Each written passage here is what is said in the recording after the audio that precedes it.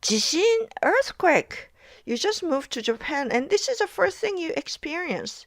You turn on the TV and the news immediately reports この地震は震度4です. This earthquake is 震度4. 5年前にここでは大地震が発生しています.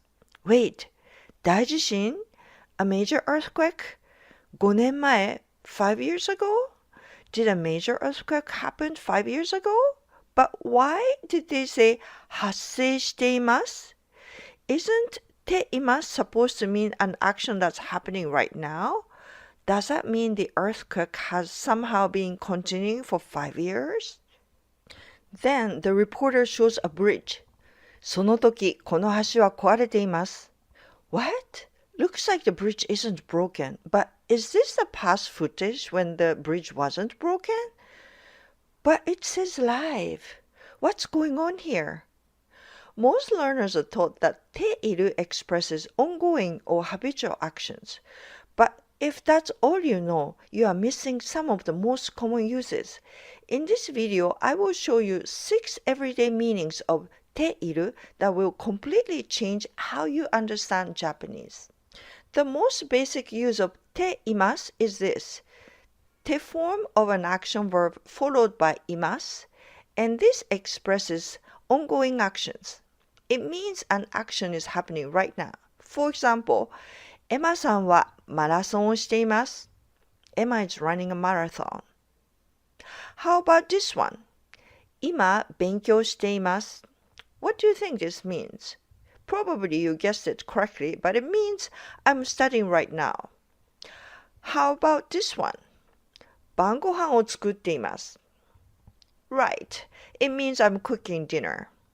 Pretty straightforward, right? Using ています to express what's actually happening now is very common.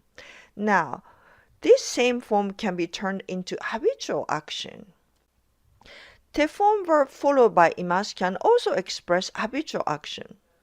In other words, things you do regularly, such as every day, every week, or often. But wait, if ています can mean both an ongoing action and a habitual action, how can you tell which one it means? That's a great question. Usually the context makes it clear. You can also add frequency expressions to remove any ambiguity. For example, エマさんは毎日大学でマラソンをしています. Emma runs a marathon at the university every day. The key word here is 毎日, meaning every day. Emma may not be running a marathon right now, but she's doing it every day. Here's another example. 毎晩日本語を勉強しています. I'm studying Japanese every night. Consistent study is one of the best ways to improve your Japanese. And one more. よくビールを飲んでいます. I often drink beer. This can happen more often in Japan because vending machines selling cold beers are everywhere. Some verbs describe a change. For example, 止まる means to stop. Something was moving and then now stops. Once that change happens, the focus is on resulting state, which is not moving. Let's look at this example. 時計が止まっています. Does this mean the clock is stopping right now? Or the clock has stopped? Or someone stopped the clock? Think for a second. This actually means the clock is not working. In this example, it describes the state of the clock not working now. Here's another example. 東京に住んでいます. I live in Tokyo. In Japanese, 住む means to live or to reside somewhere. When you move to a place and continue living there, Japanese views this as a change that has occurred and whose result continues into the present. That's why 住んでいます is used. That ている form does not simply describe an action in progress here. Now, let's revisit habitual activities for a second. It's windy and raining outside. Things are flying everywhere. Then you look at the school building and notice that one of the windows is broken. Then you say, 窓ガラスが割れています. wareru means to break, but what do you think this means? The window is in the process of breaking? No, actually it means the glass in the window is broken. Because the verb wareru is a change verb, this sentence also describes the resulting state of a change. In other words, the glass broke at some point before you became aware of the situation, and it's now in a broken state. Now, let's look at this sentence. この窓ガラスは台風でよく割れています。This sentence is similar but slightly different. What does it mean? Does it mean that the typhoon broke the window glass? How about よく? This actually means the glass in this window is often broken by typhoons. Here, the state described by ている is interpreted as habitual because of the frequency expression よく meaning often. It describes frequent occurrence of the glass ended up in a broken state as a result of typhoons.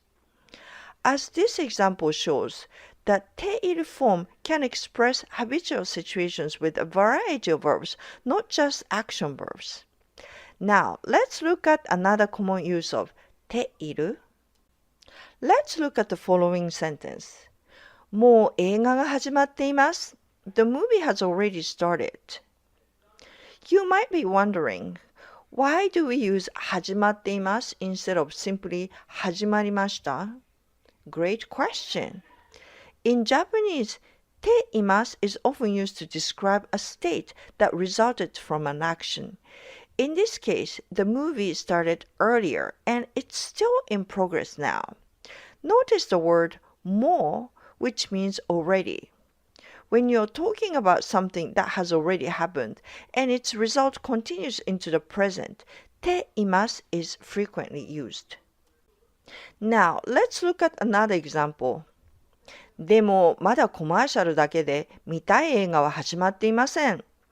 But it's still commercials, and the movie I want to watch hasn't yet started. Here, we have the negative form, 始まっていません. This means has not started. Pay attention to the word まだ, meaning not yet. When you use まだ to talk about something that hasn't happened up to the present moment, it goes with ていません. So remember, も plus ています is a common pattern when you want to say something has already happened. Similarly, まだ plus ていません is a common pattern when something hasn't yet happened. Now, let's look at another very common use of ています. Let's look at the following example. 田中さんは去年までここで働いています. What do you think it means? Does it mean Mr. Tanaka is working here since last year? Or was working until last year? It actually means similar to Mr. Tanaka had worked here until last year. At first, this might seem strange. Why are we using 働いています? A non-past form when we are talking about something that happened in the past? Of course, you could also say 働いていました for a simple past statement. But Japanese often uses だっている form to describe a person's history or past experience. Even though the sentence contains 働いています, it's not describing Mr. Tanaka is doing right now. Instead, it presents his employment here as part of his background, something that is still relevant at the time the statement is made. Let's look at another example. この塔は10年前に倒れています. What do you think it means? 倒れる means to fall down, but the tower in the picture isn't down. Well, the sentence means this tower fell 10 years ago and it has been rebuilt. Since 倒れる means to fall down, it's describing the resulting state of a change. Normally, 倒れています would describe the resulting state, meaning the tower is down. So, why doesn't this sentence mean the tower has been down for 10 years? The key is the time expression 10年前に. Notice the particle に.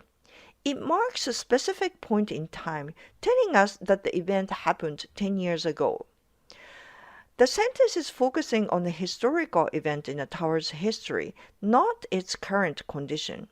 Without 10年前に 倒れています alone would simply describe the tower's present state as being falling over. But once we add a specific point in time, the interpretation shifts to an event itself.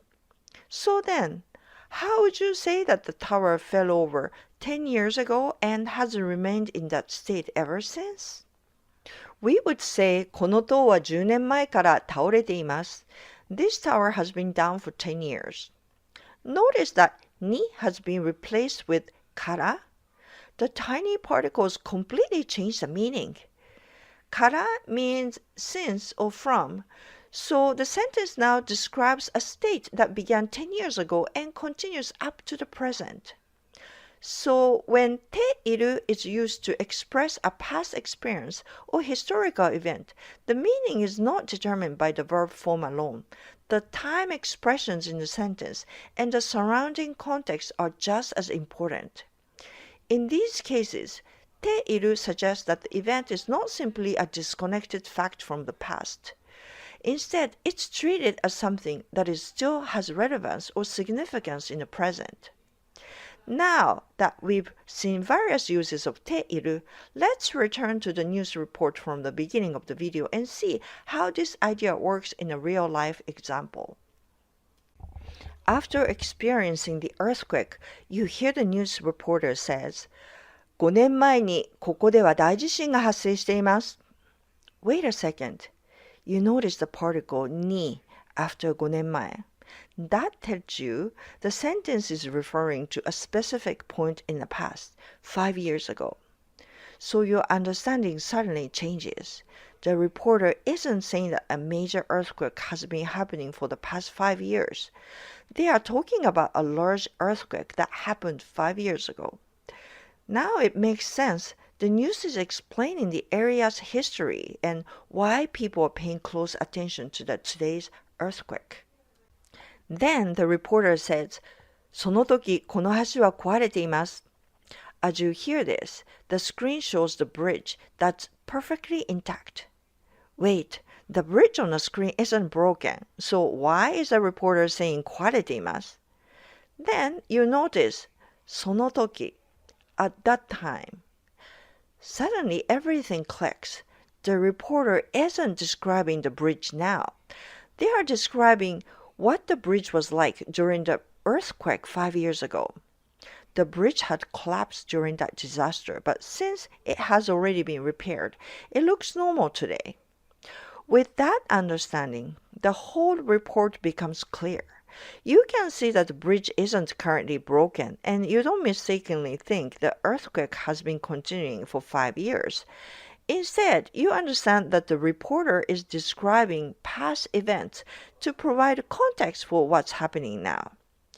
Before we go, there's one more common use of the te imasu form. This advanced usage is used in counterfactual statements and often appears with the hypothetical conditional tara. コマーシャルが長いのが分かっていたらポップコーンを買っています. If I knew the commercials were going to be long, I'd buy some popcorn. This sentence uses tara, which expresses a hypothetical or counterfactual situation. The speaker imagines an alternative reality. If I had known, I'd be standing in line for popcorn now. Notice that the sentence ends with 買っています. Normally, 買っています means is buying, but in this counterfactual pattern, it describes an imagined present situation that would exist if the condition had been true. Now, compared with this sentence, コマーシャルが長いのが分かっていたらポップコーンを買っていました. If I'd known the commercials would be long, I would have bought some popcorn. The only change is 買っています to 買っていました. So what's the difference? The first sentence is imagining a different reality that could have happened if you knew.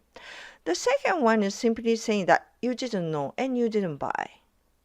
In both sentences, the speaker actually didn't buy any popcorn. That's what makes them counterfactual statements. The forms 買っています and 買っていました don't describe what really happened. Both are used very similarly in real situations. That's one of the fascinating things about ています. The form itself doesn't tell you everything. You need to look at the surrounding context to understand whether it's expressing an ongoing situation, the resulting state of a change, or even a counterfactual situation. Now you've seen all 6 usages of the ています form. Let's summarize. As you can see, the ている form is much more than just an ongoing action. It can express a wide range of meanings in Japanese, including ongoing actions, resulting states, habitual actions, perfect tense, past experiences, and even counterfactual situations. Please feel free to pause the video to review the details in the summary table.